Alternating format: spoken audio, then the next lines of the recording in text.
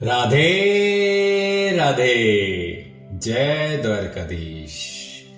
मैं अभिषेक भटनागर एक बार फिर अपने चैनल गॉड इज माइंड में आपका स्वागत करता हूं। जिस तरीके से कल हमने भीष्म पितामह का राजनीति का ज्ञान युधिष्ठिर को बोध कराए जाने के विषय में सुना था, आज हम उसी कथा को आगे और सुनेंगे।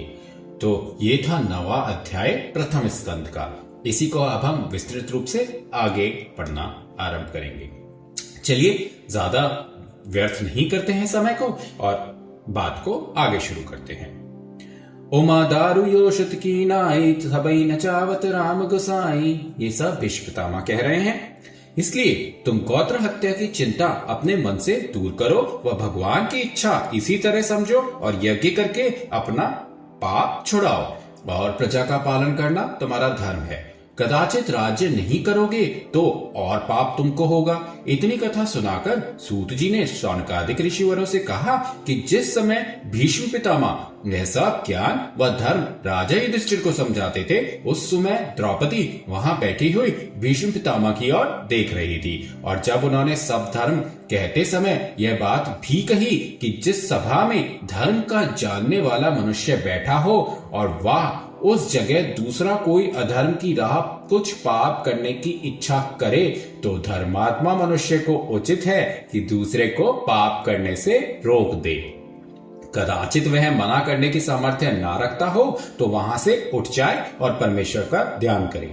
यह भीष्म पितामह का वचन सुनते ही द्रौपदी ने राजा युधिष्ठिर व अर्जुन की ओर देखकर पहले तो मुस्कुरा दिया, फिर मन में बहुत लज्जित होकर विचार किया कि देखो, राजा दुर्योधन की सभा में भीष्म पितामह के सामने अधर्म की राह मेरी यह दुर्दशा हुई और दुशासन ने मुझको निर्वस्त्र करने के वास्ते मेरा चीर खींचा। राजा दुर्योधन ने मुझे अपनी जंघा पर बैठाने के वास्ते चाहा।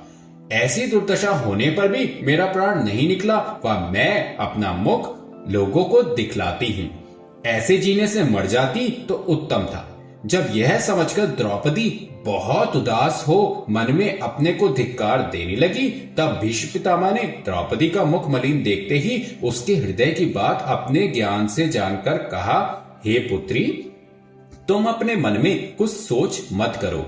यह सब धिक्कार मेरे ऊपर है। किस कारण कि जिस समय यह सब अधर्म तेरे ऊपर हुआ था, उस समय मैं भी वहां पर बैठा था। जो मैं दुर्योधन को इस अनीति से मना करना चाहता तो उसकी सामर्थ्य नहीं थी, जो ऐसा अधर्म तेरे ऊपर करता, पर उस समय मेरे मन में यह ज्ञान नहीं आया। इससे बेटी तुम निश्चय जानो कि श्याम सुंदर की इच्छा इसी तरह पर थी। जो बात वह चाहते हैं सो जरूर होती है। उनकी इच्छा में किसी को बुद्धि कम नहीं रहती। व इसका एक कारण और सुनो। कदाचित कोई मनुष्य कैसा ही ज्ञानी व महात्मा हो, अधर्मी की संगति करने से उसका ज्ञान नष्ट होकर समय पर काम नहीं आता। और जो लोग जिसका अन्न खाते हैं उसके समान उनकी बुद्धि हो जाती है। सो हम उन दिनों राजा दुर्योधन अधर्मी का अन्न खाकर उसी के साथ दिन रात रहते थे।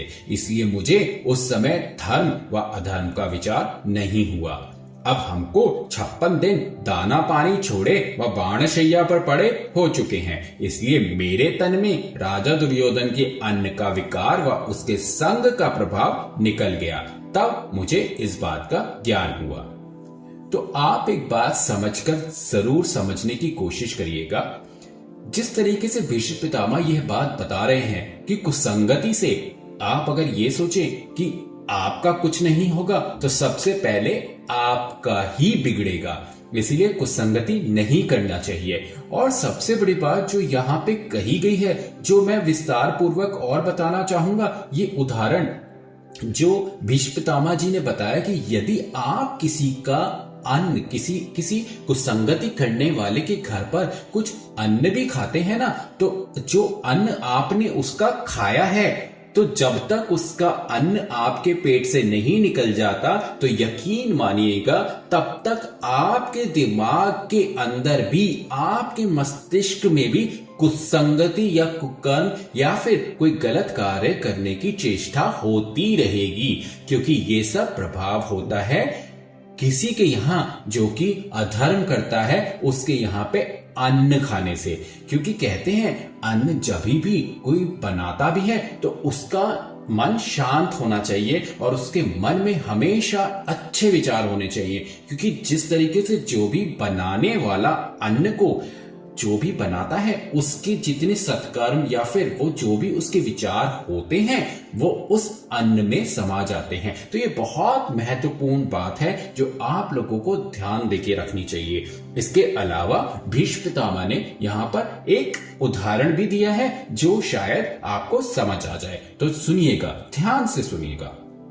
और हे बेटी, इस तरह पर एक इतिहास महाभारत के कहते हैं, सुनो।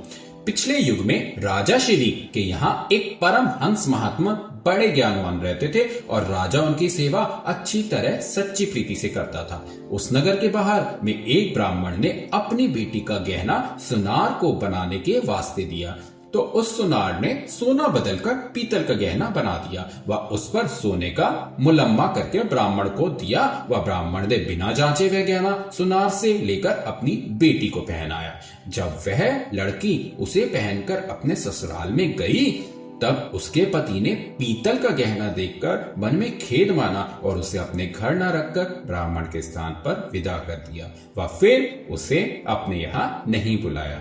जब उस ब्राह्मण ने बहुत उदास होकर राजा के पास जाकर इस बारे में बात की तब राजा शिवी ने सुनार का अपराध सत्य जानकर सब अन्न व धन उसका लूट के अपने स्थान में भिजवा दिया। एक दिन राजमंदिर में उसी अन्न की रसोई तैयार हुई। ध्यान से सुनिएगा इस बात को। और उसमें परमहंस ने भी भोजन किया।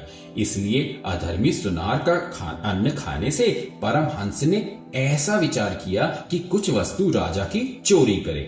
यह बात विचार कर परमहंस ने रानी की एक जड़ाऊ हार बहुत उत्तम महल के भीतर से कि उनको वहां जाने की वास्ते मनाई बिल्कुल नहीं थी, चुरा लिया और कपड़े में लपेटकर अपने पास रख लिया। वह 3 दिन तक परमहंस राज मंदिर पर नहीं गए। जब उपवास करने से सुनार का अन्न पेट में से नहीं रहा तब परमहंस को ऐसा ज्ञान उत्पन्न हुआ कि हमने हार चुराया है, इस पाप के बदले नरक भोगना पड़ेगा। इस वास्ते अपने अधर्म का दंड इसी तन में भोग कर लेना उचित है, जिसमें परलोक का डर ना रहे। परम हंस का यह बात विचार कर वह हार राजा के पास ले गया। वह अपनी चोरी का हाल कहकर बोला, हे पृथ्वीनाथ, इस पाप के बदले मेरे दोनों हाथ कटवा डालिए, जिसमें हम अपने अधर्म का दंड इसी जन्म में भोग कर लेवें। यह वचन सुनते ही राजा ने उदास होकर पंडितों से पूछा कि इसका क्या कारण है जो परमहंस का चित्त उस दिन ऐसा बदल गया कि इन्होंने हार चुराया और आज उस हार को मेरे पास लाकर ऐसी बात करते हैं। ब्राह्मणों ने अपनी विद्या से विचार कर कहा कि महाराज, जिस रोज परमहंस ने चोरी किया उसी दिन किसी अधर्मी का अन्न खाया होगा। सो पूछने से राजा को मालूम हुआ कि उसी सुनार पापी का अन्न खाने से परमहंस की बुद्धि बदल गई थी। सो हे द्रौपदी, एक दिन अधर्मी के अन्न खाने से परमहंस महात्मा का ऐसा ज्ञान जाता रहा कि उसने चोरी किया और मैं राजा दुर्योधन अधर्मी का सदा अन्न खाकर उसके पास रहता था। मुझे उस समय इतना ज्ञान नहीं आया कि दुर्योधन को तेरे ऊपर अधर्म करने से मना करता, तो कौन बड़ी बात थी। तो इससे आपको यही बात समझ में आती है, ये उदाहरण यही समझाता है कि यदि किसी अधर्मी के घर का अन्न भी खा लेते हैं तो आपके मन के विचार बदल जाते हैं। अब एक उदाहरण मैं इसमें जरूर देना चाहूंगा, क्योंकि मेरे मन की इच्छा है कि ये उदाहरण मैं आपको जरूर बताऊं। होता क्या है कि एक, जहां तक आप जानते होंगे कि एक पॉजिटिविटी और एक नेगेटिविटी, यानी कि ये दो ऐसे ऑरा या फिर आप कहें विचार हर इंसान के अंदर होते हैं। जैसे हमने कई बार फिल्मों भी देखा होगा, पुराने जमानों की फिल्मों में ये ऐसा जरूर होता था कि जैसे शीशे में ऐसे दिखा दिया जाता था कि एक गलत करने वाली परछाई आती थी, वो कहती थी इसको कर, और एक अच्छा काम करने वाली परछाई आती थी, वो कहती थी इसे मत कर। तो इसी तरीके से हमारे पॉजिटिव ऑरा और नेगेटिव ऑरा होते हैं, जो कि हमारे को अंदर से प्रथम जरूर बताएंगे कि इस काम को करो और इस काम को ना करो। परंतु ये तो मन में इंसान की जो भी ऑरा या फिर जो भी उसकी जो विचार होते हैं, जितने ज्यादा उसके विचार उसके ऊपर भारी होते हैं, वो वही काम या वही कदम आगे बढ़ाता है। एक उदाहरण मैं गुरुजी जो Shri Shri Ravishankar art of living को भी मैं फॉलो करता हूं, उनका एक उदाहरण मैं आपको देना चाहूंगा। मैंने एक बार उनका एक कोर्स करा था, तो उसमें उन्होंने मुझे एक उदाहरण बताया था पॉजिटिविटी और नेगेटिविटी के बारे में। और वो क्या था, जैसे ऐसा समझिए कि एक गिलास दूध का भरा हुआ है। अब अगर एक दूध का गिलास जो कि बिल्कुल सफेद और शुद्ध माना जाता है, आप सोचिए कि यदि उसमें गलती से भी कोई मक्खी गिर जाए या फिर एक मिट्टी के तेल या पेट्रोल की बूंद भी उसमें पड़ जाए, तो क्या आप उसको पी सकते हैं? मुझे लगता है नहीं, क्योंकि आपके मन में ये आएगा कि ये गिलास का जो दूध है वो अशुद्ध हो चुका है, यानी कि ना पीने योग्य रह गया है। तो आप इसी से समझिए कि जो दूध भरा गिलास था वो एक पूरी अच्छे सुविचार, यानी आपके अच्छे सुविचार और पॉजिटिविटी थी, और उसके अंदर एक गलत विचार यानी एक बूंद पेट्रोल की जैसे ही गिरी, वो पूरा का पूरा दूध का गिलास खराब हो गया, यानी ना पीने योग्य हो गया। इसी तरीके से यदि आप कितने ही सुविचारों से भरे हो, कितने ही अच्छे विचार आपके मन में हो, परंतु यदि एक भी गलत विचार आपने अपने दिमाग में ले आए, तो वो गलत विचार आपकी पूरी पॉजिटिविटी यानी पूरे सुविचार को बदलकर पूरा का पूरा आपके विचारों को खराब कर देगा और आपके मन को खराब कर देगा। तो इससे ज्यादा सरल उदाहरण मैं आपको नहीं दे सकता था। इसीलिए ये बहुत ज्यादा जरूरी है कि आप अपने सुविचारों को जितना हो सके उतना बचा के रखें, और अपनी एनर्जी को या अपनी ऊर्जा को जितना पॉजिटिव रखें उतना अच्छा है।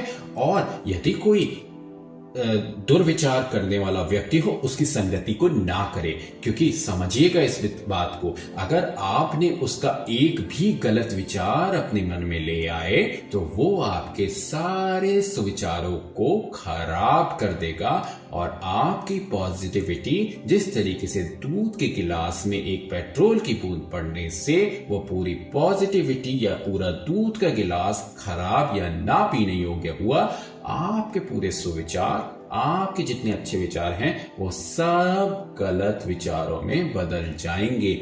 तो क्योंकि ये जो आपकी जो पॉजिटिव ऊर्जा होती है वो इतनी ज्यादा कोमल होती है कि एक नेगेटिव विचार उसको पूरा खराब कर देगा। यही आज का अर्थ है। मैं आज के अध्याय को और ज्यादा बड़ा नहीं करूंगा, क्योंकि अगला अध्याय फिर दोबारा भीष्म पितामह जी का कृष्ण जी महाराज के साथ में जो उनकी वार्ता हुई उस बारे में है, और वो सुनना बहुत जरूरी है। इसीलिए आज की इस अध्याय को हम आज ही समाप्त करते हैं और मिलते हैं कल फिर दोबारा। तो कहिए राधे राधे, और जितना हो सके सुविचार या फिर अच्छे व्यक्तियों की संगति में ही रहें, ताकि आपके विचार हमेशा अच्छे रहें और कहीं से कहीं तक आपके विचार सुविचार दुर्विचार में ना बदल जाए, क्योंकि आपको पता भी नहीं चलेगा कब आपसे गलत काम हो जाएगा। तो उसके लिए बहुत अच्छा है इस अध्याय का श्रवण करें और अपनी जीवन के अंदर सुविचारों को ही आने दे और दुर्विचार को ना आने दे, और खाना केवल उसी व्यक्ति के यहाँ पे खाएं जो कि सुविचार रखता हो। धन्यवाद। राधे राधे। और हाँ, एक बात और, यदि किसी ने अभी तक मेरे चैनल को सब्सक्राइब नहीं किया है तो उसको आज ही कर ले, क्योंकि चैनल को सब्सक्राइब करना बहुत जरूरी है, ताकि आपको उसका इंटीमेशन आता रहे और आप कोई भी अध्याय गलती से भी भूल ना पाए। धन्यवाद। एक बार फिर राधे राधे, और करते हैं आज की दिनचर्या की शुरुआत राधे राधे के नाम के साथ।